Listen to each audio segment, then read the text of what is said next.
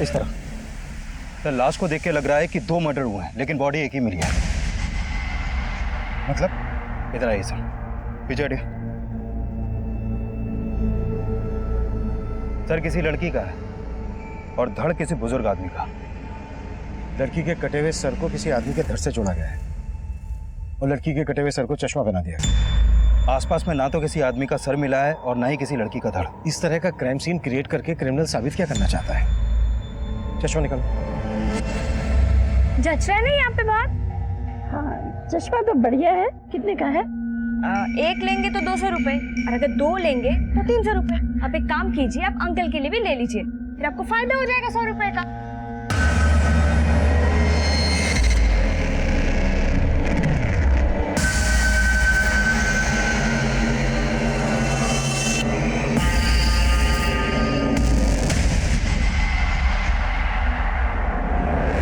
क्यों आप मेरा रास्ता क्यों रोक रहे हो? मैंने ना एक नॉवल में पढ़ा था, ये चश्मा ऐसा भी होता है इसको पहनने के बाद सामने वालों के कपड़े के पार सब कुछ नजर आता है। तेरे पास है चश्मा ऐसा?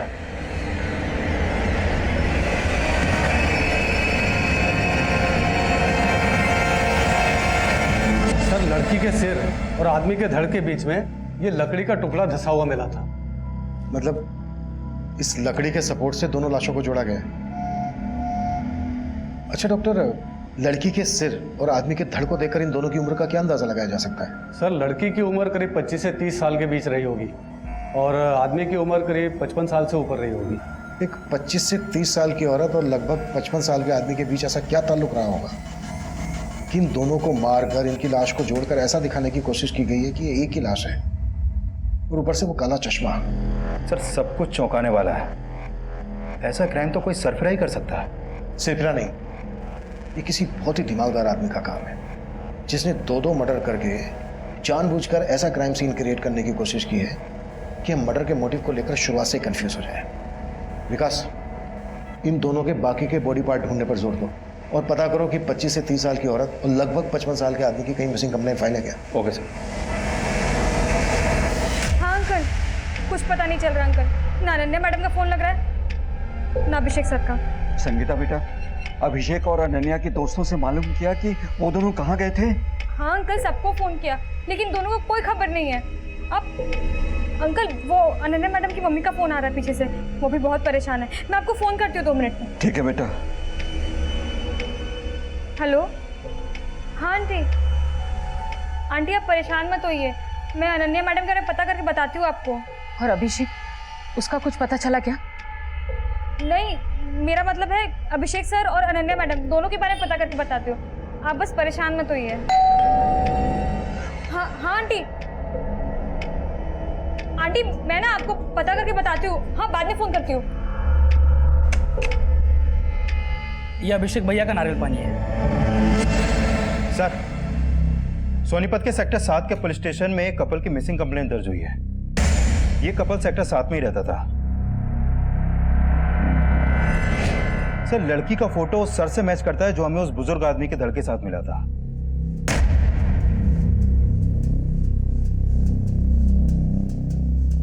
लेकिन इस लड़की के कटे हुए सर के साथ जो हमें जुड़ा हुआ धड़ मिला था, तो ये धड़ तो किसी बुजुर्ग आदमी का था। ये लड़का और लड़की लगभग दोनों सेम एज के लग रहे हैं, तो फिर ये धड़ किस बुजुर्ग आदमी का है? सर फिलहाल ऐसा कुछ पता नहीं चला है कि इनके साथ कोई बुजुर्ग आदमी भी गायब हुआ था। इन दोनों अभिषेक और अनन्या के बीच रिश्ता क्या है? सर इन दोनों की शादी होने वाली थी और इनकी मिसिंग कंप्लेंट इनकी मेड संगीता ने करवाई थी, क्योंकि अनन्या की मां बंगाल में रहती है और अभिषेक के पेरेंट्स पंजाब में। इनके घर की चाबी इनकी मेड संगीता के पास रहती है। उस एरिया के पुलिस स्टेशन से कांटेक्ट करो, हमें उस मेड संगीता से मिलना है। Okay sir. आपके ऑफिस में कोई बुजुर्ग भी काम करते थे? नहीं सर, हाँ पर एक बात है सर, उस दिन अभिषेक ने मुझसे हाफ डे की लीव ली थी। सर अभिषेक का गायब होना और अनन्या के सर के साथ किसी बुजुर्ग आदमी के धड़ का मिलना, तो हो सकता है अभिषेक और अनन्या के बीच कुछ ठीक नहीं चल रहा हो और अभिषेक ये कांड करके कहीं गायब हो गया हो।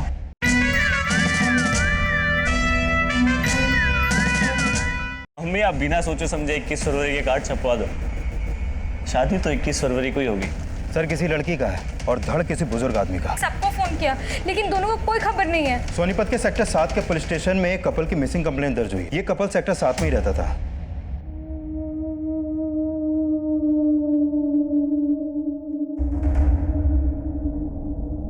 जमीन, बेटा मैंने तुझको पहले भी समझाया था बेटा, अब भी बोल रहा हूँ कि ये घर घर जाकर चश्मे बेचना बंद कर दे।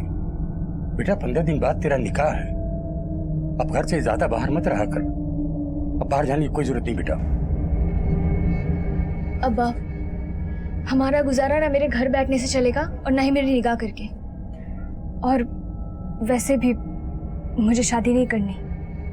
अगर मैं शादी करके चली गई तो आपका क्या होगा? तू अभी तक अपना फर्ज निभाते आई है बेटा, अब मुझे मेरा फर्ज निभाने दे, मेरी फिक्र छोड़ दे बेटा। पर अब्बू, आज तो मुझे जाना ही होगा ना वहाँ पे। कंपनी वालों से मैंने एडवांस ले रखा है, बाकी जो चश्मे हैं वो बेच के पैसे चुकाने हैं मुझे। चलती हूँ।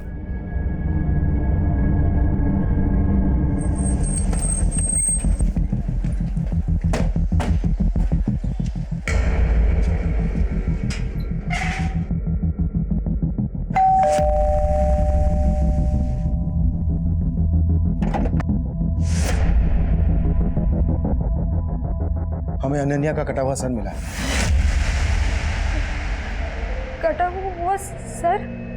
हाँ, हमें अनन्या का कटा हुआ सर एक बुजुर्ग आदमी के धड़ के साथ मिला है। तुम ऐसे किसी बुजुर्ग आदमी को जानती हो जिनका अभिषेक और अनन्या से मिलना जुलना हो? नहीं सर, मैं ऐसे किसी बुजुर्ग को नहीं जानती। सर, अगर अनन्या मैडम का मर्डर हो गया तो अभिषेक सर कहाँ है? अभिषेक को हम ढूंढ रहे हैं, अभी तक पता नहीं चला है। काम कहाँ करते थे दोनों? किसी IT कंपनी में काम करते थे, दोनों साथ में ही काम करते थे। तुमने आखिरी बार कब देखा था इन दोनों को? परसों ऑफिस जाने से पहले। देख कितने प्यारे लहंगे हैं ये, बहुत सुंदर है ना? हाँ प्यारे तो होंगे ही, इतने महंगे जो है। एक एक लहंगा 1-1 लाख रुपए का है। पर क्या है, तू डिसाइड कर ले कौन सा पहनेगी 21 फरवरी को।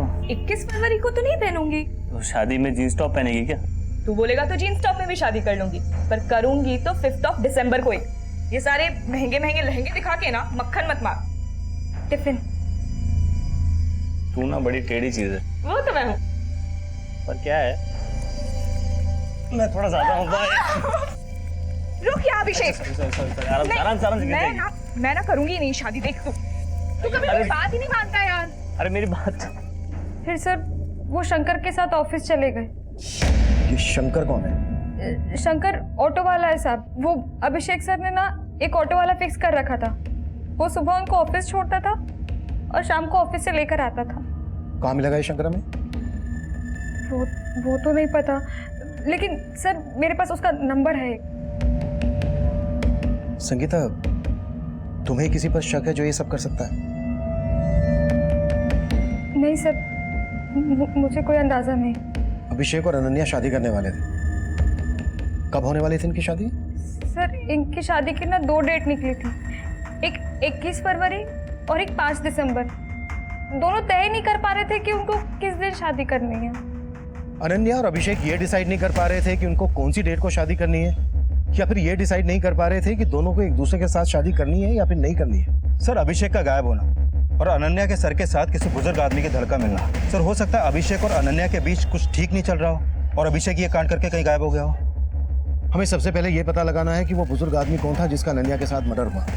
अभिषेक और अनन्या के कॉल रिकॉर्ड चेक करो, शायद इनके कॉल रिकॉर्ड से इस बुजुर्ग आदमी का नंबर मिल जाए। इनकी मेड संगीता के बारे में सब कुछ पता करो, शंकर से भी मिलो। मैं इनके ऑफिस जाता हूँ, शायद वहां से पता चल जाए कि बुजुर्ग आदमी कौन था। Sure sir.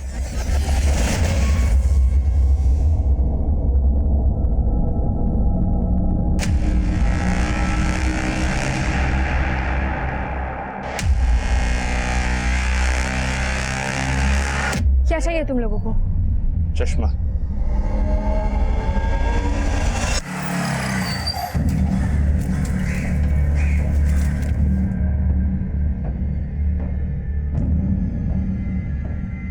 हाँ साहब, संगीता सही बोल रही थी। मैं अभिषेक भैया और अनन्या भाभी को रोजाना ऑफिस छोड़ने जाता था और उस दिन भी मैंने उनको ऑफिस छोड़ा था।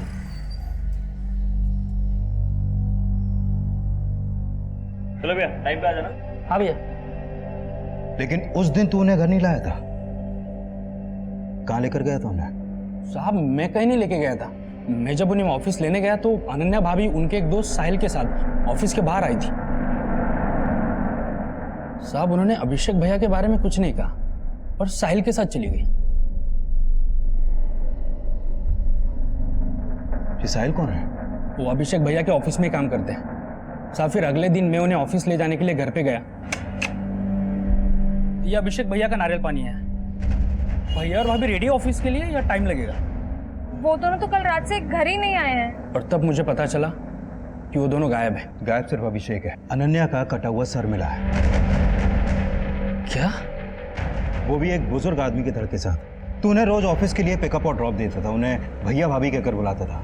कोई दूर दूर का रिश्ता था क्या तेरा उनसे? साहब हमारे बीच कोई रिश्ता तो नहीं है, लेकिन अभिषेक भैया बहुत अच्छे इंसान हैं। हमेशा दूसरों की मदद करने में आगे रहते हैं।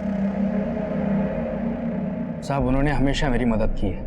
वो मुझ जैसे रिक्शा वाले को क्या, हर किसी को आदर सम्मान देते हैं।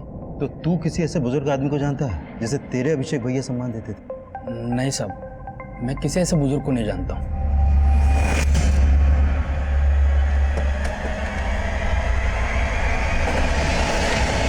सर अभिषेक और अनन्या मेरे अंडर काम करते थे। आपके ऑफिस में कोई बुजुर्ग भी काम करते थे जो उनके साथ गायब है? बुजुर्ग नहीं सर। अच्छा, अभिषेक और अनन्या सिर्फ एक दूसरे के कलीग ही नहीं थे, बल्कि एक दूसरे से शादी करने वाले थे। इनका ऑफिस में किसी के साथ कोई झगड़ा, कोई इशू? नहीं सर, मुझे तो नहीं लगता। अभिषेक और अनन्या का आपस में कोई इशू? नहीं सर, अगर ऐसा कुछ होता तो वो शादी का फैसला क्यों लेते? हाँ पर एक बात है सर। क्या? उस दिन अभिषेक ने मुझसे हाफ डे की लीव ली थी। सर मुझे अभी ऑफिस से जाना होगा। मुझे आज हाफ डे की लीव चाहिए। क्यों, क्या बात है? उसने रीजन तो नहीं बताया, लेकिन वो हाफ डे में ही चला गया था। हमें पता चला है कि उस दिन अनन्या अपने कलीग साहिल के साथ गई थी। साहिल कहाँ है? साहिल ने तो जॉब छोड़ दी। साहिल ने जॉब छोड़ दी? हाँ सर, वो तो बेंगलुरु में शिफ्ट होने वाला था। जिस दिन उसका लास्ट डे था, उसका बर्थडे था, हमने सेलिब्रेट भी किया था। Happy birthday to you, happy birthday to you.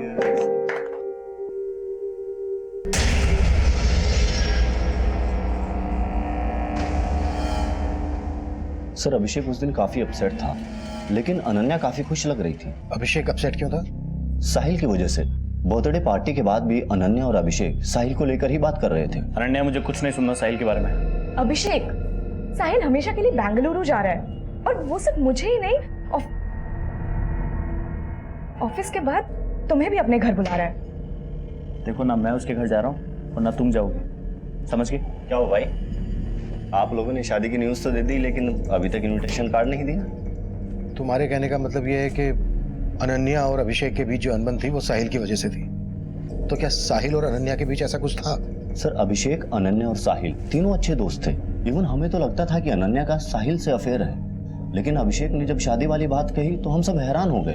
लेकिन साहिल इस बात पर अपसेट था। सर साहिल, जब तुम कह चुके थे कि हमारे बीच में कुछ नहीं हो सकता है, सब खत्म हो गया है, तो अब अगर मैं अभिषेक से शादी कर रही हूँ तो तुम्हें क्या प्रॉब्लम हो रही है? अनन्या, तुम अभिषेक को जानती नहीं हो। मुझे अब भी तुम्हारी फिक्र है। अभी तो तुम्हें अभिषेक बहुत अच्छा लग रहा है, लेकिन बाद में तुम पछताने वाली हो। पछताओगी मतलब? उसके कान बनने से अपने डिसीजन बदल देगी? देख, समझा रहा हूँ तेरे को, हमारे बीच आने की कोशिश मत करना। अब मैं क्या कर लेगा? बताओ तुझे। एक minute guys, please calm down. Sir तब तो बहुत गर्मा गर्मी थी अभिषेक और साहिल के बीच में, लेकिन साहिल बाद में उनका दोस्त बन गया था।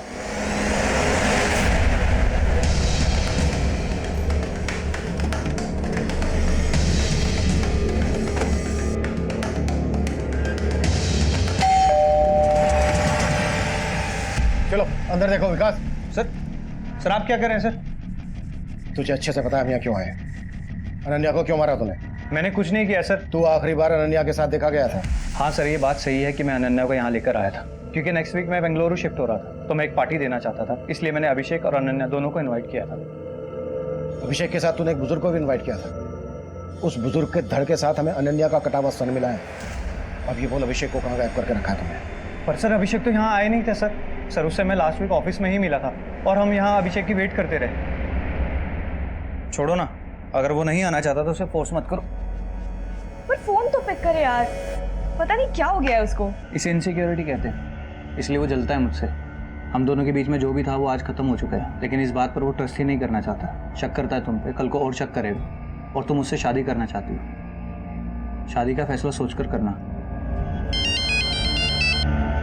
हेलो सर, एक मिनट।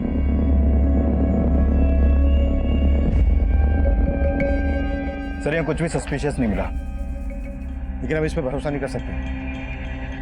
उस रात की इसकी एक्टिविटीज चेक करो। Okay sir. मुझे ये भी लग रहा है अगर अनन्या का अभिषेक के अलावा इस साहिल से भी रिलेशन है तो हो सकता है जिस बुजुर्ग आदमी का धड़ अनन्या के सर के साथ मिला उसके साथ भी अनन्या का कोई रिश्ता हो जिसके बारे में किसी को नहीं मालूम।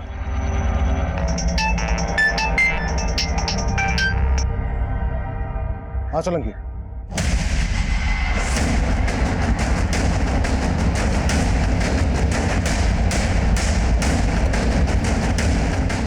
आइए सर ये बॉडी मिली है सर। इसने भी उसी तरह चश्मा पहन रखा है सर। इसका सर बुजुर्ग आदमी का है और धड़ किसी लड़की का है। ये देखिए सर, अभी 10-12 दिन पहले जब मैं गणेश नगर में पेट्रोलिंग कर रहा था तो ये बुजुर्ग मेरे पास भागे भागे आए थे और इन्होंने कहा था कि इनको किसी ने चाकू दिखाकर लूट लिया। सर मैं इनके साथ उस क्राइम स्पॉट पर भी गया था जहाँ पे इनको लूटा गया था। सर उस टाइम मुझे ये बुजुर्ग थोड़े अजीब लगे। मतलब अजीब क्या था इनमें? सर इनको अपने पर्स और चेन से ज्यादा अपने चश्मे की फिक्र थी। चश्मे की फिक्र? देखिए मुझे घड़ी चैन वगैरह कुछ अगर नहीं मिले तो चलेगा, लेकिन वो चश्मा मुझे मिलना चाहिए। सर उस टाइम ये थोड़े घबराए हुए लग रहे थे तो मैं इनको इनके घर छोड़ा है। ये मेरा बेटा है। क्या हुआ? जी वो किसी ने इनको चाकू दिखा के लूट लिया। क्या? किसने लूट लिया? वो हम लोग पता लगा लेंगे। फिलहाल आप इनको अंदर लेके जाइए, बहुत घबराए हुए हैं। और आप थाने आइए, रिपोर्ट लिखवा के जाइए। सर फिर वो लोग रिपोर्ट लिखवाने आए नहीं। सोलंकी कोई रिपोर्ट लिखवाने नहीं आया तो तुमने अपनी तरफ से पता नहीं किया? वो सर मैं उस टाइम किसी और केस में बिजी था तो दिमाग से निकल गया। लेकिन सर इनका नाम और नंबर मैंने ले लिया था। ये गणेश नगर में रहते हैं सर। इनका नाम विजेंद्र है। सर ये गणेश नगर तो अपने एरिया में आता है। अगर वो धड़ विजेंद्र जी का है जो हमें 3 दिन पहले अनन्या के सर के साथ मिला, इसका मतलब इनकी मौत 3 दिन पहले ही हो गई थी। तो फिर विजेंद्र जी के घर वालों ने इनकी मिसिंग कंप्लेंट क्यों नहीं दर्ज करवाई? और ये सोलंकी बोल रहा है कि इन्हें अपने पैसे, चैन, इन सबसे ज्यादा अपने चश्मे की फिक्र थी। चश्मे की फिक्र? और दोनों क्राइम सीन पर हमें चश्मे मिले। Sir excuse me sir. Hello, ठीक है सर। अभिषेक और अनन्या के पेरेंट्स सोनीपत आ गए। विकास, तुम अनन्या और अभिषेक के पेरेंट्स और बाकी सबसे पता करो कि इन बुजुर्ग का अभिषेक और अनन्या से क्या कनेक्शन हो सकता है। मैं सोलंकी के साथ इनके घर जाता हूँ और वहां से इनका एक प्रॉपर फोटो भेजता हूँ तुम्हें। श्योर साहब।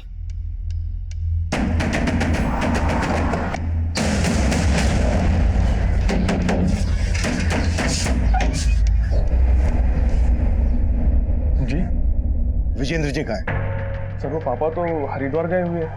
हरिद्वार नहीं गए, मर्डर हो गया उनका। क्या? ये क्या बोल रहे हैं सर आप? हाँ, और काफी टाइम हो गया मर्डर को। अब ये बोलो कि तुम लोग छुपा क्या रहे हो हमसे? सर हम कुछ नहीं छिपा रहे सर। पापा 5 दिन पहले ही हरिद्वार जाने का बोल के ही गए थे सर। हरिद्वार किसी के साथ गए थे? नहीं सर, अकेले ही गए थे। चलिए पापा, मैं आपको स्टेशन छोड़ देता हूँ। अरे मैं अकेले चले जाऊंगा, मेरी चिंता मत करना बेटा। उन्हें एक आदमी ने लूटा था, इन्होंने बोला था रिपोर्ट लिखवाने आने के लिए। आई क्यों नहीं?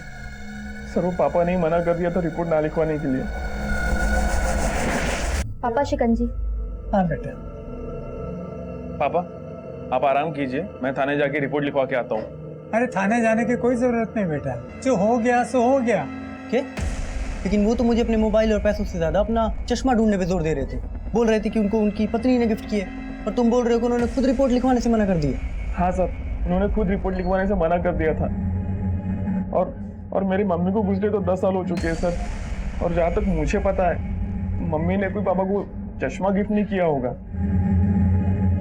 लेकिन हाँ सर, कुछ दिनों से पापा ना घर से निकलते हो कि काला चश्मा पहन के निकलते थे।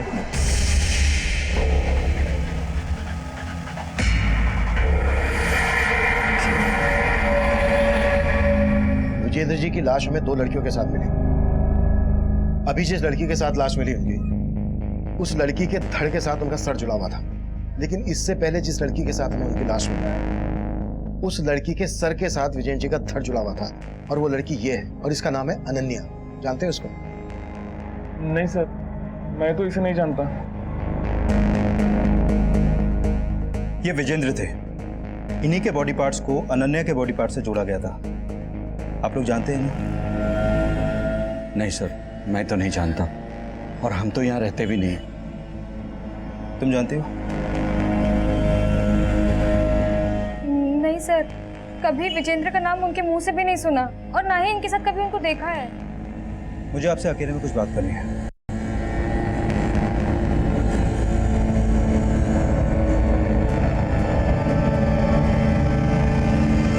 देखिए, मैं सुनने में आया है कि अनन्या और अभिषेक के बीच में सब कुछ ठीक नहीं था। क्या कभी भी अनन्या ने इसके बारे में आपसे बात की? ऐसा कुछ भी नहीं है। वो लोग एक दूसरे से बहुत प्यार करते थे, बहुत खुश थे वो लोग, बल्कि आए दिन वो लोग मुझसे वीडियो कॉलिंग पे बात भी करते थे। माँ देखो, अच्छे है ना? और भी है, ये देखो, सब अभिषेक ने चूज किया है। ये कैसा लग रहा है? फिर क्या क्या सपने देखे थे उन दोनों के लिए, और एक ही झटके में। लेकिन 21 फरवरी से प्रॉब्लम क्या थी अनन्या को, जो वो शादी नहीं करना चाहती थी? 21 फरवरी को अनन्या का बर्थडे है। वो अपना बर्थडे हमेशा स्पेशल तरीके से बनाती है, इसलिए वो उस दिन शादी नहीं करना चाहती थी, और कोई रीजन नहीं है। सर 5 दिसंबर 2 ही महीने बाद है और अभिषेक चाहता था कि उसको थोड़ा सा टाइम मिल जाए ताकि वो इस किराए के घर को छोड़कर अपना घर खरीद ले और उसी घर में उसकी शादी हो। कोई घर वर देख रखा था अभिषेक ने? नहीं सर, अभी फंड्स कलेक्ट कर रहा था और मैं भी उसकी उसमें मदद कर रहा था, लेकिन इसमें 2 राय नहीं है सर कि अभिषेक अनन्या से ही शादी करना चाहता था। अभिषेक और अनन्या के बीच में कोई मनमुटाव नहीं था सर।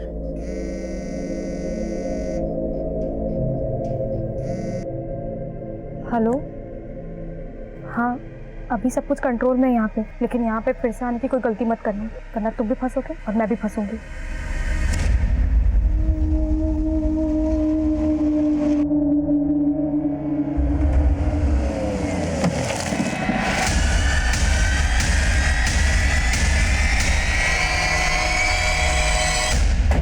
सर मुझे तो विजेंद्र जी के बेटे पे भी शक हो रहा है। सर एक तो वो थाने में रिपोर्ट लिखवाने नहीं आया, ऊपर से बोल रहा है कि मेरे पिताजी हरिद्वार गए हुए थे। लापरवाही तुमसे भी हुई है। वो नहीं आए तो भूल गए उस चोर को जिसने विजेंद्र को लूटा था? सर मैं गया था विजेंद्र जी के साथ उस जगह। सर मैंने देखा था वहाँ पे कोई सीसीटीवी नहीं था। सर विजेंद्र जी ने उस चोर का हुलिया बताया था, बोला था कि उसने अपना मुंह ढका हुआ था, उसकी आंखें भूरे रंग की थी। तो अब ढूंढो उस भूरी आंख वाले चोर को, शायद वहां से हमें कोई लीड मिल जाए, और इस बार कोई कोताही नहीं होनी चाहिए। जी सर। सर, अभिषेक और अनन्या के कॉल रिकॉर्ड में भी विजेंद्र जी का नंबर नहीं मिला, लेकिन दोनों के फोन मुरथल में बंद हुए। अभिषेक के फोन से लास्ट कॉल अनन्या को मुरथल से हुआ, और उसके बाद अनन्या का फोन भी मुरथल तक ट्रेवल हुआ, और फिर इन दोनों के फोन वहां पर बंद हो गए। हमें लाशें मिली गुहाना में और फोन बंद हुए मुरथल में।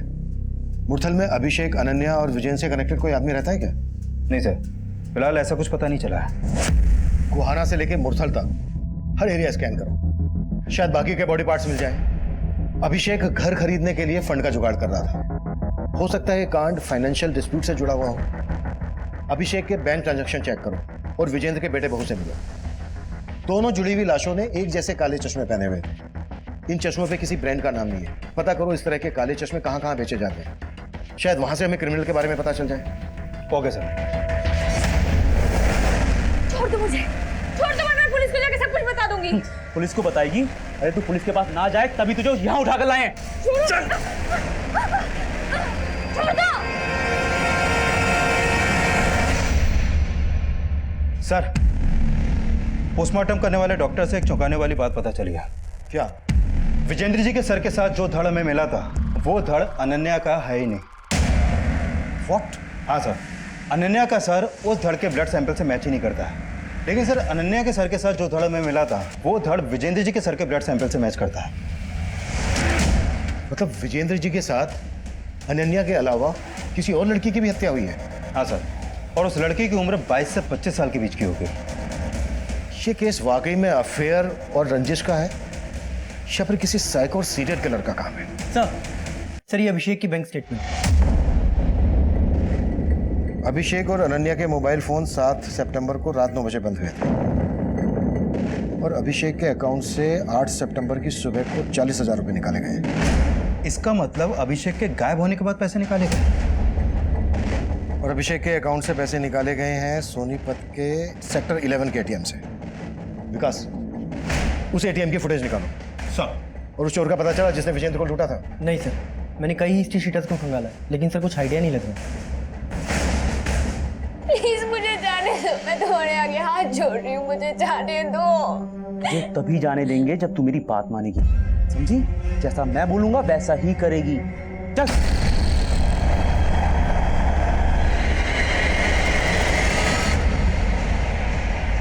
सर, ये उस एटीएम की सीसीटीवी फुटेज है जहां से अभिषेक के डेबिट कार्ड से पैसे विड्रॉ किए गए थे, और पैसे अभिषेक ने नहीं, इसने निकाले। साहब मैंने कुछ नहीं किया साहब। बोल, क्या कांड किया तूने? और कौन कौन लोग शामिल हैं तेरे साथ? साहब मैंने कोई कांड नहीं किया, खुद अभिषेक भैया ने मुझे डेबिट कार्ड दिया था पैसे निकालने के लिए। हाँ बस, यार तूने वो फाइल दिया था क्या? हाँ बस हो ही गया, क्या? अभी कंप्लीट था। हाँ भैया मैं आपसे बोला था ना, मुझे 30,000 रुपए की जरूरत थी, तो कुछ हो जाता तो। अरे हाँ, एक मिनट, 40,000 निकाल लेना, 10,000 मुझे चाहिए। साहब वो कार्ड उन्होंने मुझे उनके गायब होने के 2 दिन पहले दिया था। बेवकूफ समझ रहा है हमें, कहानी बना रहा है। साहब मैं कोई कहानी नहीं बना रहा, अभिषेक भैया ने खुद मुझे कार्ड दिया था और एक्स्ट्रा 10,000 रुपए निकालने के लिए कहा था। वो तब से लेके अभी तक जेब में लेके घूम रहा हूँ, लेकिन वो अचानक से गायब हो गए। तो वो जहाँ गायब है तू जानता है? साहब मैं नहीं जानता हूँ। अभिषेक सर अपना कार्ड शंकर को क्यों देंगे? सर ये शंकर जरूर झूठ बोल रहा है। हाँ सर, आप पता कीजिए उसने अभिषेक के साथ क्या किया। सर अनन्या को तो हम खो ही चुके, कम से कम अभिषेक को। तुम्हारे पापा को 2 जवान लड़कियों के साथ जोड़ रही है पुलिस। उनके रहते तो बदनामी का डर था ही, उनके जाने के बाद भी कोई कम बदनामी नहीं हो रही है। सच में ये पापा ऊपर जाने के बाद में भी हमें चैन से जीने नहीं दे रहे। मैं तुमसे कह रही थी पुलिस को जाकर खबर कराओ कि पापा हरिद्वार के नाम से निकले और फिर गायब हो गए हैं। अब भुगतो पुलिस को ना बताने का नतीजा। ये पुलिस वाले हमें चैन से जीने नहीं देंगे। सर मुझे लगता है शंकर सच बोल रहा है, क्योंकि मैंने चेक किया अभिषेक के गायब होने से पहले भी शंकर ने उसके अकाउंट से कई बार पैसे विड्रॉ किए। लेकिन अभिषेक की मेड संगीता तो शंकर पर शक जता रही है। सर हो सकता है वो झूठ बोल रही हो या फिर अभिषेक ने उसे बताया ही ना हो। अभिषेक का एक ऑटो ड्राइवर को अपना डेबिट कार्ड देना उतना ही अटपटा है जितना कि ये केस अटपटा है। हो सकता है अभिषेक ने पहले से प्लान बना के रखा हो और उसने अपने इस प्लान में शंकर को भी इन्वॉल्व कर लिया हो। एक काम करो, शंकर को छोड़ दो, जाने दो उसे, पर उस पर नजर रखो।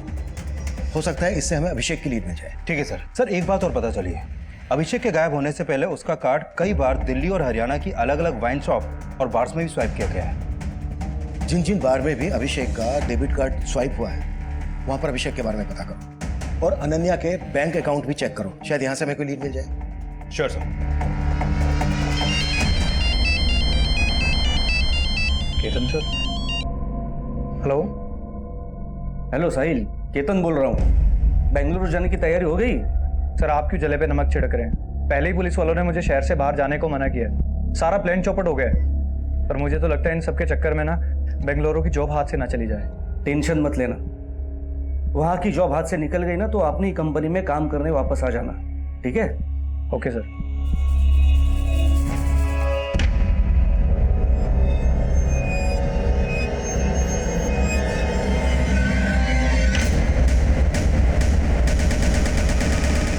सर विजेंद्र जी के कॉल रिकॉर्ड में एक नंबर मिला है। ये नंबर इस गुलशन सोडी नाम के आदमी का है। सर विजेंद्र जी गुलशन सोडी को लगातार कॉल कर रहे थे और पता चला है कि गुलशन सोडी मैच मेकर है, लड़कियों और लड़कियों का रिश्ता करवा के उनकी जोड़ियां बनाता है। हो सकता है अनन्या और उस दूसरी लड़की का इस गुलशन से कोई कनेक्शन हो, जिनके बॉडी पार्ट्स हमें विजेंद्र जी के बॉडी पार्ट से जुड़े मिले थे। हो सकता है सर जब उन लाशों पे मिले चश्मों के बारे में मैं पता लगा रहा था तो मुझे एक बात और मालूम चली है। सर एक R3 ग्लासेस नाम की कंपनी है जो इस तरह के चश्मे और घरेलू प्रोडक्ट्स बनाती है। सर उनकी एक सेल्स गर्ल है, शर्मिन नाम है सर इसका। सर ये डोर टू डोर जाके चश्मे बेचती है सर, लेकिन कुछ दिनों से गायब है। रहती कहाँ है शर्मिन? सर खानपुर में। इसका मोबाइल नंबर भी मिला है सर, लेकिन स्विच ऑफ आ रहा है। विकास तुम्हें शार्मिन के घर जाओ और चेक करो कि इसके चश्मों का इस क्राइम से क्या कनेक्शन है। मैं गुलशन छोटी से जाके मिलता हूँ।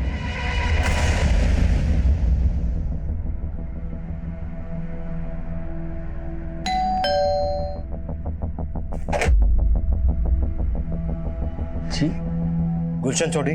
जी सर। हमें विजेंद्र जी के बारे में बात करनी है। हाँ साहब, मेरी बेटी शर्मिन चश्मे बेचती है, मगर आप ये सब क्यों पूछ रहे हैं? कहाँ है वो? बुलाइए उसको, बात करनी है। बात दरअसल वो कई दिनों से घर नहीं आई है। अगर शर्मिन इतने दिनों से गायब है तो उसकी मिसिंग कंप्लेंट क्यों नहीं दर्ज करवाई आपने? साहब दरअसल 1 हफ्ते बाद उसका निकाह था, क्या अचानक वो गायब हो गई? उसको ढूंढते साहब, कहीं से उसको ढूंढते।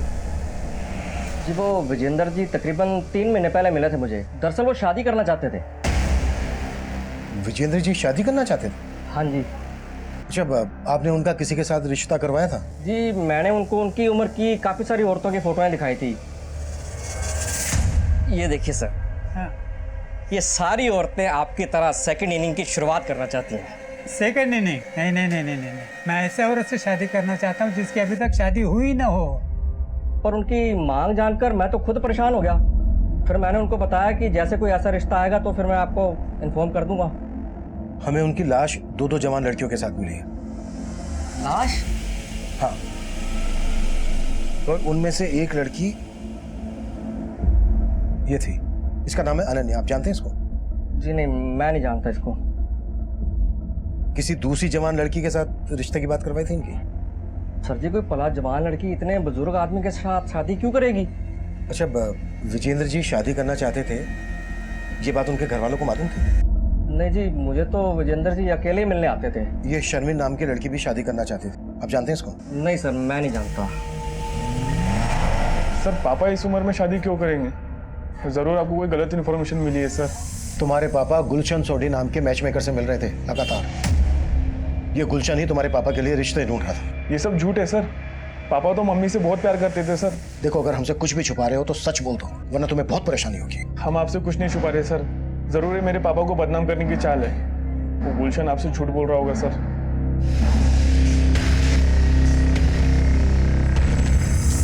सर, चूंकि विजेंद्र जी का सर और धड़ दोनों मिल गए हैं, इसलिए उनकी कंप्लीट पोस्टमार्टम रिपोर्ट तैयार हो गई है।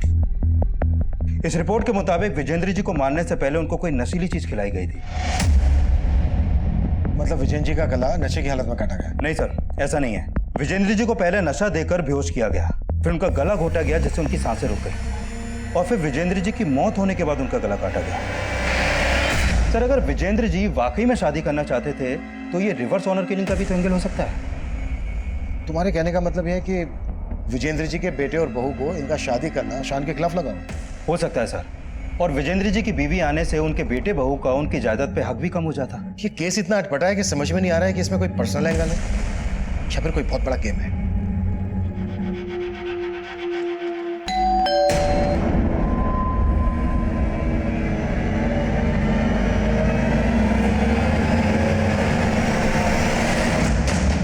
सर, मुझे लगता है ये केस पर्सनल एंगल से ही क्रैक हो सकता है। अच्छा, मैं अनन्या के बैंक ट्रांजैक्शन चेक कर रहा था तो मुझे मिला कि उसके मर्डर से 10 दिन पहले उसके अकाउंट से 22,024 रुपए किसी सगमा इंटरप्राइजेस के नाम ट्रांसफर हुए थे। पता करो ये सगमा इंटरप्राइजेस क्या चीज बनाती है। Sure sir. सर, अभिषेक जिन जिन बार्स में जाता था उनमें से एक की सीसीटीवी में कुछ मिला है। अभिषेक के साथ इसमें 2 लड़के दिख रहे हैं, एक का चेहरा दिख रहा है और एक का नहीं दिख रहा है। सर, दूसरे लड़के के बारे में हमें शंकर से पता चल जाएगा।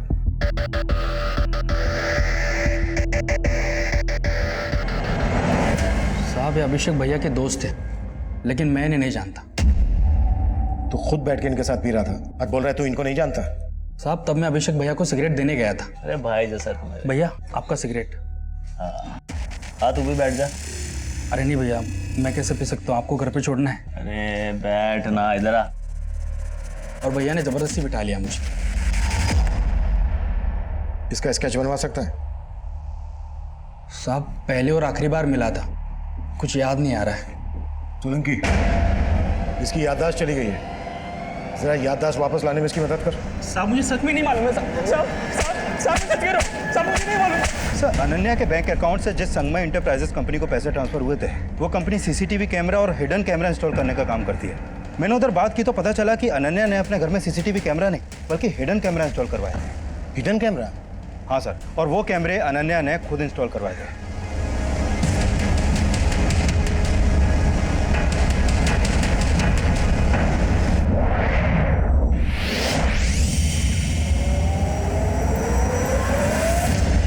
सर, मुझे लग रहा है अनन्या ने वो कैमरे इसलिए इंस्टॉल करवाए क्योंकि उसे अभिषेक पे शक था कि वो उसकी एब्सेंस में किसी और लड़की को घर पे लाता होगा। अभिषेक के घर जाकर वो हिडन कैमरास चेक करते हैं, उससे ये भी क्लियर हो जाएगा कि अनन्या ने वो कैमरास क्यों लगवाए थे। एक काम करो, जिसने वो कैमरा लगाए थे उसको वहीं बुला लो। Okay sir. विद्या जी, हम लोगों को पंजाब जाना बहुत ज़रूरी है और हम लोग चाहते हैं कि आप भी हमारे साथ चलें। नहीं, आप लोग अभिषेक के बिना पंजाब जा सकते हैं, लेकिन जब तक मेरी बेटी के लाश के बाकी हिस्से नहीं मिल जाते मैं कहीं नहीं जाऊंगी।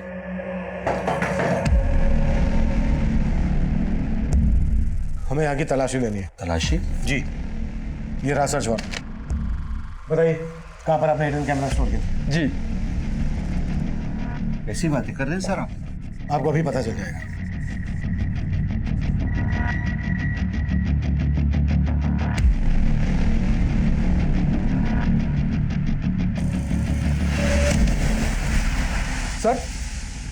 सर हमने जो कैमराज लगाए थे वो गायब है।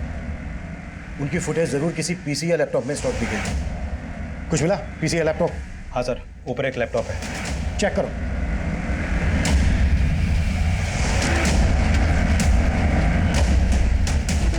सर इसमें कोई फुटेज नहीं है। जब मुझे ये नहीं पता कि कैमरा लगवाया किसने, तो ये कैसे पता होगा कि किसने निकलवाया सर? तुम यहाँ पर अनन्या के आने के पहले से ही काम कर रही थी, है ना? जी सर। क्या अभिषेक पहले यहाँ पर किसी लड़की के साथ? नहीं सर, अभिषेक सर वैसे नहीं थे जैसा आप सोच रहे हैं। हो सकता है संगीता भी शंकर की तरह अभिषेक की वफादारी कर रही हो। लेकिन सर शंकर तो कुछ उगल ही नहीं रहा और संगीता के खिलाफ भी अभी तक कुछ नहीं मिला है। सर अभिषेक के साथ जो ये लड़का बार में बैठा है, इसका मोबाइल नंबर हमें इस शमीन के कॉल रिकॉर्ड में मिला है। व्हाट? जी सर सत्यम नाम है इसका मोबाइल नंबर भी कई दिनों से बंद आ रहा है।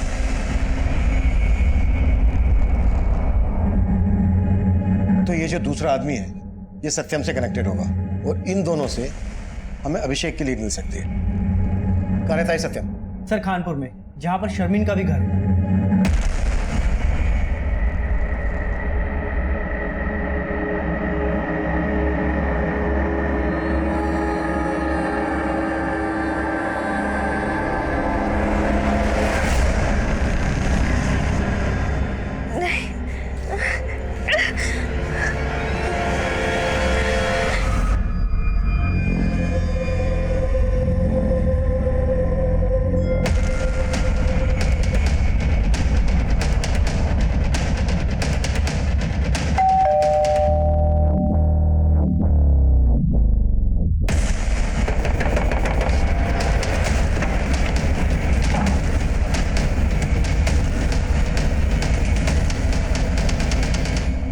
सर फेस पर, इसके हाथों पर, बॉडी पर कई जगह चोटों के निशान है।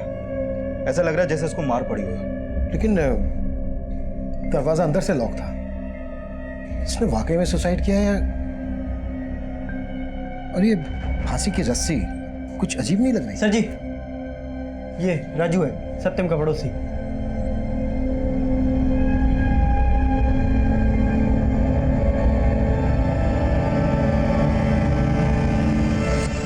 सत्यम के साथ यहाँ कौन कौन रहता था? सर सत्यम की एक माँ है जो यूपी में रहती है। वो यहाँ पे अकेले ही रहता था। सत्यम काम क्या करता था? वो जॉब करने आया था लेकिन उसे मिल नहीं रही थी, तो काफी परेशान था वो।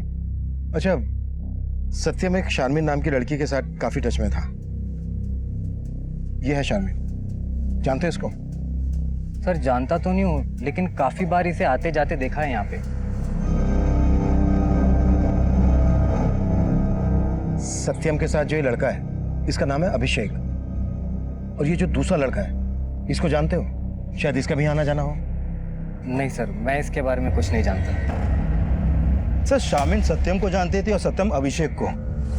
कहीं ऐसा तो नहीं कि अभिषेक का शामिन से अफेयर हो, जिसके लिए अनन्या ने अपने घर में कैमरा इंस्टॉल करवाया और अब शायद शामिन अभिषेक के साथ गायब है। लेकिन शारमीन अभिषेक के साथ गायब है या अकेली गायब है, ये कंफर्म कैसे होगा? और इस सबके बीच में सत्यम की मौत का क्या राज है? विकास एक काम करो, अभिषेक के घर के रास्ते में जितने भी सीसीटीवी हैं खंगालो और शारमीन के अब्बू से अभिषेक और सत्यम के बारे में बात करो। Okay sir. नहीं साहब, मैं इनमें से किसी को नहीं जानता और मेरी बेटी का किसी के साथ कोई चक्कर नहीं था। अरे उसकी तो अभी शादी होने वाली थी। मेरी बच्ची को ढूंढने दीजिए साहब, उसने कुछ गलत नहीं किया है, लेकिन उसके साथ जरूर कुछ गलत हो रहा है। न जाने मेरी बच्ची कहाँ किस हाल में होगी।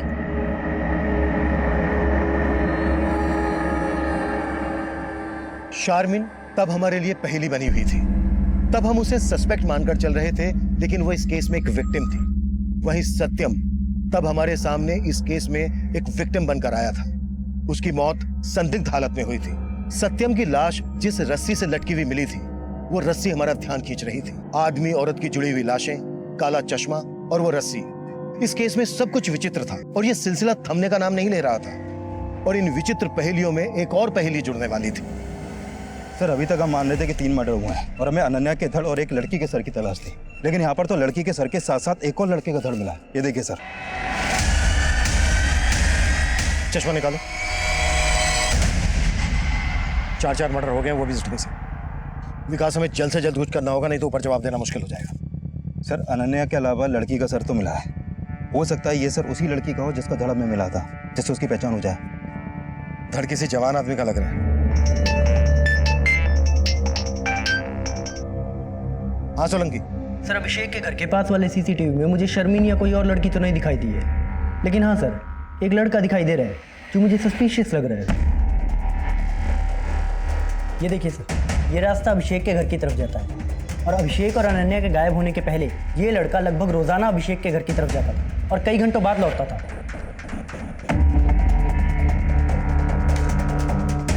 सोलंकी, इसके बारे में जल्दी पता करो।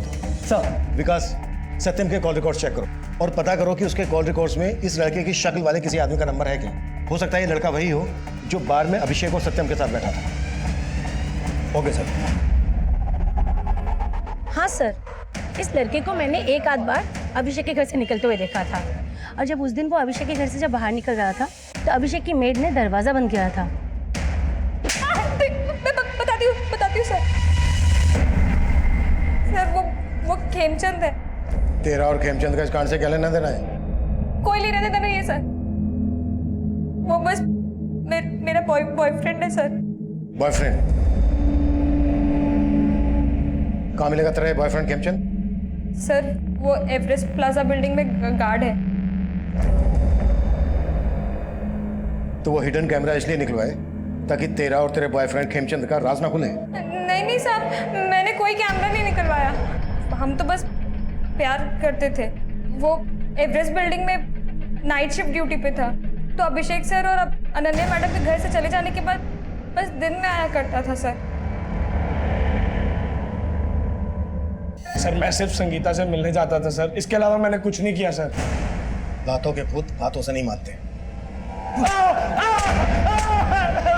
सर सत्यम के कॉल रिकॉर्ड में खेमचंद का नंबर तो नहीं मिला, लेकिन इस तंजील और शादाब के नंबर मिले हैं। कौन ये तंजील और शादाब? सोनीपत के लोकल गुंडे हैं सर ये। इन पे पहले भी मारपीट के कई केस दर्ज हुए हैं। सत्यम का इन गुंडों के साथ कनेक्शन था, तो फिर सत्यम की लाश उसी के घर में मिलने का क्या चक्कर है? सर फिलहाल तो यही मालूम चला है कि सत्यम जॉब ना मिलने की वजह से परेशान था, शायद पैसों की तंगी की वजह से उसने सुसाइड किया हो। लेकिन सत्यम की बॉडी पर हमें मारपीट के निशान मिले थे।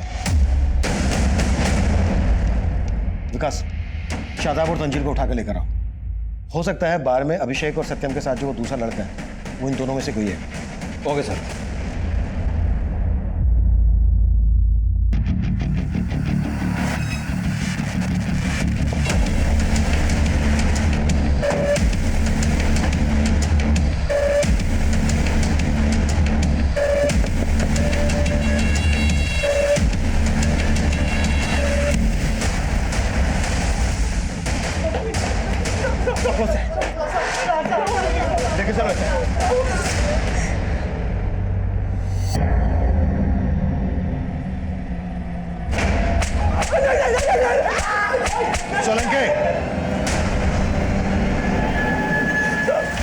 साहब हमने किसी को नहीं मारा साहब। मैं शर्मिन को पसंद करता था साहब, और वो सत्यम को चाहती थी, उससे निकाह करना चाहती थी, इसलिए हमने उसको उठा लिया साहब।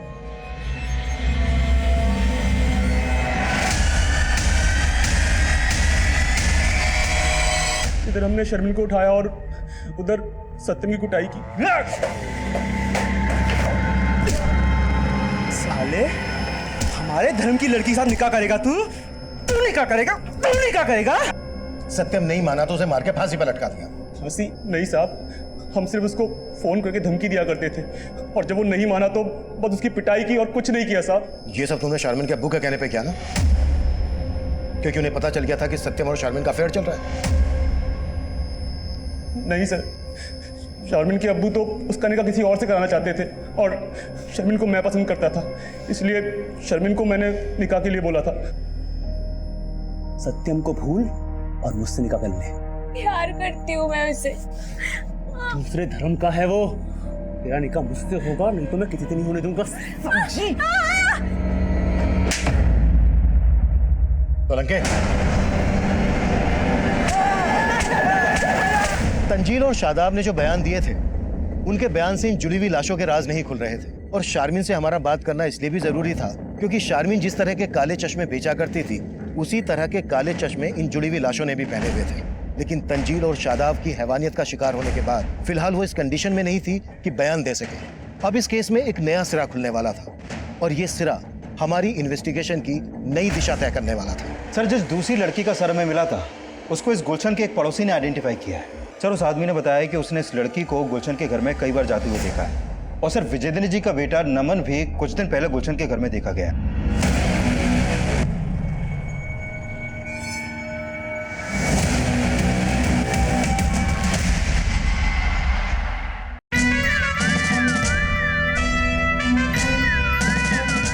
तुम ऐसे किसी बुजुर्ग आदमी को जानती हो जिनका अभिषेक और अनन्या से मिलना जुलना हो? अनन्या भाभी उनके एक दोस्त साहिल के साथ ऑफिस के बाहर आई थी। सर, अभी तक हम मान रहे थे कि 3 मर्डर हुए हैं, लेकिन यहाँ पर तो लड़की के सर के साथ साथ एक और लड़के का धड़ मिला। सर, जिस दूसरी लड़की का सर हमें मिला था, उसको इस गुलशन के एक पड़ोसी ने आइडेंटिफाई किया है। सर, उस आदमी ने बताया कि उसने इस लड़की को गुलशन के घर में कई बार जाते हुए देखा है। और सर, विजेंद्र जी का बेटा नमन भी कुछ दिन पहले गुलशन के घर में देखा गया है।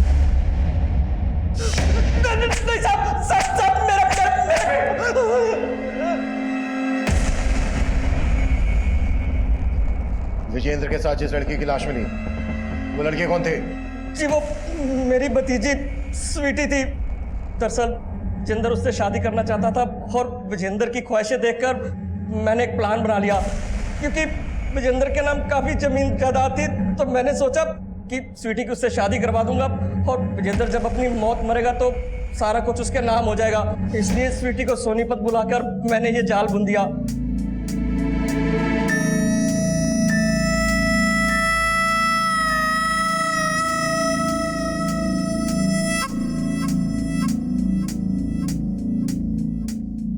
और देखते देखते वो स्वीटी पर लट्टू हो गया। वो उसको घुमाने लगी और पिछले दिनों वो स्वीटी को पार्टी पर भी लेकर गया था। कौन सी पार्टी? जी वो तो मेरे को मालूम नहीं है, पर जब से वो गई है तब से लौटी नहीं। मैं उसकी मिसिंग कंप्लेंट लिखवाता तो खुद भी फंस सकता था, इसलिए मैं चुप्पी मारकर बैठ गया साहब। विजेंद्र का बेटा नमन भी तेरे से मिलने आता था? क्यों मिलने आता था? साहब आपके मिलने के बाद आया था वो। जी कहिए। मैं जानता हूँ कि तुम एक लड़की के साथ मिलकर मेरे पापा विजेंद्र को घुमा रहे हो। बोलो कौन है वो लड़की? भाई कौन सी लड़की? तुम्हें कोई गलतफहमी हो गई है। मैं किसी लड़की बड़की को नहीं जानता। मैंने उसको झूठ बोला था क्योंकि साहब मैं डर गया था कि वो आपको कुछ बता ना दे। सर मुझे नहीं मालूम कि मेरे पापा किसी लड़की से मिल रहे थे। जब आपने मुझे गुलशन के बारे में बताया तब मैं वहाँ गया, और जानना तो जरूरी था ना सर कि वो लड़की कौन थी जिसके चक्कर में मेरे पापा को लेकर लोग तरह तरह की बातें बना रहे थे। और इसी लोग लज्जा से बचने के लिए तूने अपने पापा और उस लड़की को? नहीं सर, मैंने ऐसा कुछ नहीं किया। गुलशन ने हमें बताया कि तेरे पापा स्वीटी के साथ एक पार्टी में गए थे। इस बारे में कुछ जानता है? पार्टी? हाँ। नहीं सर, पापा तो मुझे हरिद्वार जाने का बता के गए थे।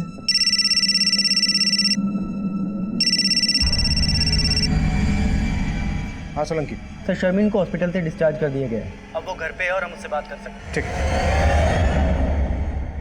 मैंने अब्बू को ये नहीं बताया था कि मैं सत्यम से प्यार करती थी, क्योंकि वो अलग धर्म का था ना। और मुझे ये नहीं पता था कि तंजील और शादाब मिलके मेरे साथ ऐसा करेंगे। और मुझे लगता है सत्यम की मौत के पीछे वही लोग जिम्मेदार हैं। शर्मीन, जिस तरह के चश्मे तुम बेचती हो उसी तरह के चश्मे उन जुड़ी हुई लाशों ने पहने हुए थे। अब हमसे कुछ भी छिपाए बिना सब कुछ सच सच बता दो। अनन्या, विजेंद्र जी और स्वीटी, इनमें से किसी को जानती हो? विजेंद्र जी और स्वीटी को तो मैं जानती हूँ। सत्यम जहाँ जॉगिंग करने जाता था, विजेंद्र जी भी वही आते थे। दोनों की दोस्ती भी हो गई थी। और सत्यम ने मुझे एक बार स्वीटी और विजेंद्र जी दोनों से मिलवाया था। और उस दिन स्वीटी ने मेरे से चश्मा लेके विजेंद्र जी को गिफ्ट किया था। सत्यम अभिषेक को भी जानता था। और सत्यम और अभिषेक के साथ ये जो लड़का है, इसको जानती हो? नहीं सर, मैं इनको नहीं जानती। 5 सितंबर को विजेंद्र जी और स्वीटी एक पार्टी में गए थे। इस बारे में कुछ जानती हो? हाँ, 5 सितंबर को तो सत्या मुरथल में कहीं गया था। शायद विजेंद्र जी और स्वीटी भी वही जाने वाले थे।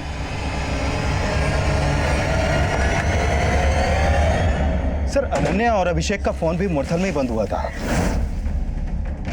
और विजेंद्र जी, स्वीटी और सत्यम भी मुरथल ही गए थे। शायद वो पार्टी मुरथल में ही हो।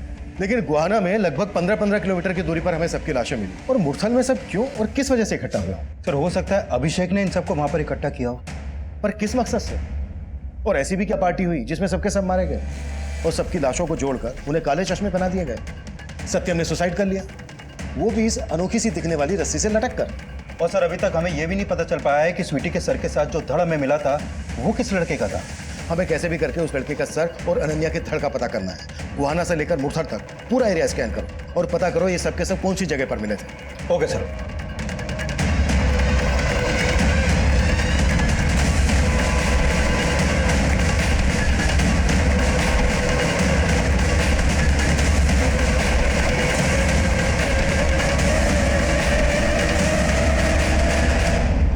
तो अभिषेक है। अभिषेक को हम सस्पेक्ट मानने की गलती कर रहे थे, लेकिन तब यह साफ हो गया था कि अभिषेक, अनन्या, विजेंद्र और स्वीटी का मर्डर हुआ था। और सत्यम की पोस्टमार्टम रिपोर्ट से भी यह साफ हो गया था कि सत्यम ने सुसाइड किया था। बाकी के विक्टिम्स की पोस्टमार्टम रिपोर्ट और फोरेंसिक रिपोर्ट इस केस में नए राज खोलने वाली थी। अभिषेक, अनन्या, विजेंद्र जी और स्वीटी, इन सबकी पोस्टमार्टम रिपोर्ट के मुताबिक इन सबको मारने से पहले बेहोशी की दवा दी गई और फिर इनका गला घोटा गया, जिनसे इनकी मौत हो गई, और मौत होने के बाद ही इनका गला काटा गया। और सर, इस रिपोर्ट में यह भी सामने आया है कि 5 सितंबर को लगभग एक ही टाइम पर इन सबको मारा गया। और सर, सत्यम की मौत का भी इन सबके मर्डर से कनेक्शन है। ऐसा भी क्या कनेक्शन है जो इतना कॉन्फिडेंट हो? सर, अभिषेक का सर और अनन्या के धड़ को जिस लकड़ी के सपोर्ट से जोड़ा गया था, उस लकड़ी पर एक धागे का टुकड़ा मिला है। सर, वो धागे का टुकड़ा उसी रस्सी का है जिस रस्सी से लटक कर सत्यम ने अपनी जान दी थी। इस अनोखी रस्सी का इस केस से तगड़ा कनेक्शन है। विकास, पता करो कि इस तरह की रस्सी कहां कहां मिलती है। I am very much sure वहां से इस केस की लीड जरूर मिलेगी। Okay sir.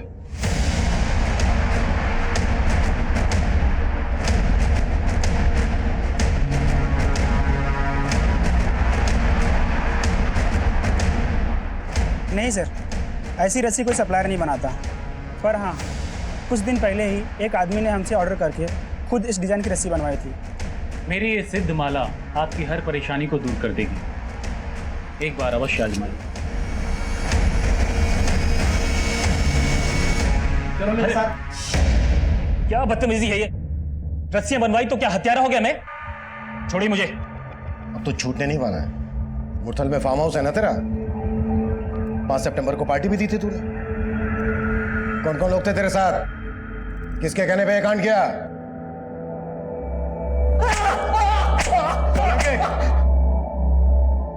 बता सब सिर्फ सत्यम ही नहीं, मैं भी तंगी से बहुत परेशान था। मेरे घर पे प्रेग्नेंट बीवी थी और गांव में सत्यम की बूढ़ी माँ। साहब, हमें जॉब नहीं मिल रहा था। हताश होकर एक दिन हम एक बार में गए। वहाँ हमारी मुलाकात अभिषेक से हुई। वो अक्सर उस बार में आता था। बहुत ही जिंदा दिल आदमी था साहब वो। जब हमने अपनी तकलीफों के बारे में उसे बताया तो वो बोला, देखो तुम दोनों फिक्र मत करो, मेरे अच्छे कॉन्टेक्ट से मैं तुम दोनों की जॉब लगवा दूंगा। सिर्फ कुछ ही मुलाकातों में अभिषेक ने सिर्फ अपने बारे में ही नहीं, अपने बीवी अनन्या के बारे में भी सब कुछ बता दिया था। उसने पैसों से भी हमारी काफ़ी मदद की थी साहब। जगह जगह जॉब इंटरव्यूज के लिए भेजा, लेकिन हमारी किस्मत खराब थी साहब। कुछ काम ही नहीं मिला हमको। फिर हमें लगा हमारा ग्रह नक्षत्र खराब है।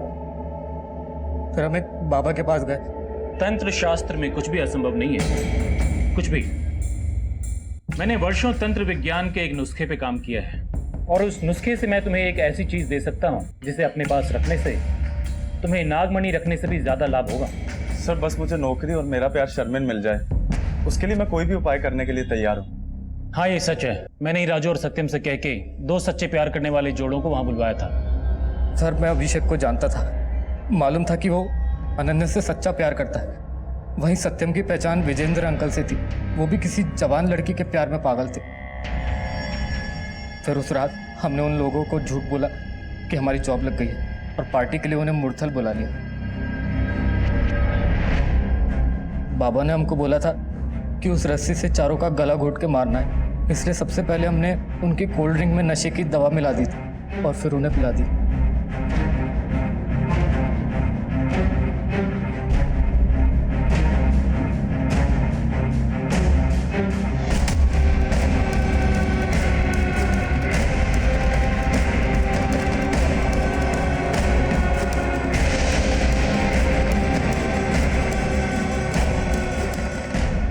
बहुत अच्छे।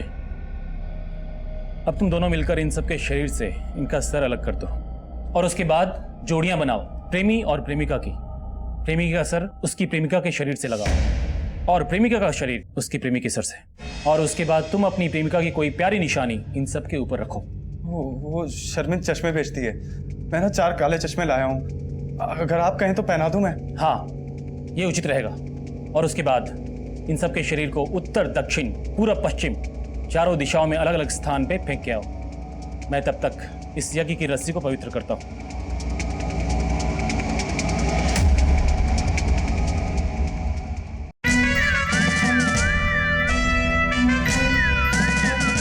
उस जादुई रस्सी के लिए हमने उस बाबा को 51,000 रुपए अभिषेक से उधार मांग के दिए थे और उसने कहा था उसको रखने से ये होगा वो होगा, लेकिन कुछ नहीं हुआ था साहब, उल्टा हमें ही दोष दे रहा था वो। मेरी साधना में कोई कमी नहीं थी। पहले तो मुझे लगा था शायद उनके प्रेम में कोई त्रुटि थी, उनका प्यार सच्चा था ही नहीं, शायद इसलिए मेरी रस्सी का असर नहीं दिखा। लेकिन बाद में पता चला उन मूर्खों ने प्रेमी प्रेमिका की जोड़ियां ही गलत बनाई थी। उसने तो अपना पल्ला झाड़ दिया और हम इतना सब कुछ करने के बावजूद वही के वही थे। ऊपर से तंजील और शादाब शर्मिन को उठा के ले गए थे। सत्यम बहुत टूट गया था अंदर से साहब। पता नहीं कहाँ ले गए वो शर्मिन को, लेकिन छोड़ूंगा नहीं उनको। रुक सत्यम रुक, होश से काम ले। होश ही तो नहीं है यार, और सबसे ज्यादा होश तो इस जादुई रस्सी ने उड़ा के रखे हैं। सोचा था इस रस्सी के मिलने से सारे काम बन जाएंगे, इनने अपने दोस्तों को मार दिया यार। मैं गलत करा राजू, इसीलिए हमारे साथ गलत हो रहा है।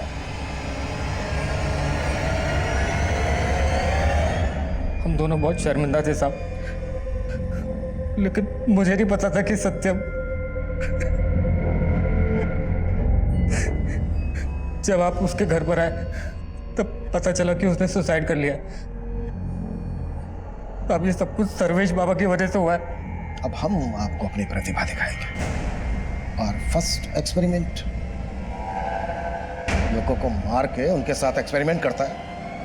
इतना कुट्टो इसको, इतना कुट्टो कि इसकी सारी प्रतिभा निकल जाए। इस केस में पागलपन की सभी सीमाएं लांघ दी गई थी। हमने सोचा नहीं था कि यह केस तंत्र और अंधविश्वास से जुड़ा होगा। कभी कभी जो हम सोचते हैं हकीकत उससे बिल्कुल अलग होती है। लालच में आकर राजू और सत्यम ने जो सोचा वो कभी हो नहीं सकता था। उन्होंने इस पाखंड के लिए सारे पैसे अभिषेक से ही उधार लिए और अभिषेक के साथ साथ उन्होंने अपने बाकी के दोस्तों को भी मार दिया, पर अंत में उनके हाथ कुछ नहीं लगा। सर्वेश जैसे लोग हमारी सोसाइटी के लिए खतरा हैं। किसी की जान लेकर कभी किसी को खुशी नहीं दी जा सकती। ऐसे लोगों पर कभी भरोसा नहीं करना चाहिए। किसी को जाने समझे बिना उससे मुस्कुराकर हाथ मिला लेना अच्छा है, जरूरतमंदों की मदद कर देना और भी अच्छा है, पर किसी से दोस्ती करने से पहले एक बार उसके अंदर झांक कर देख लेना बेहद जरूरी है।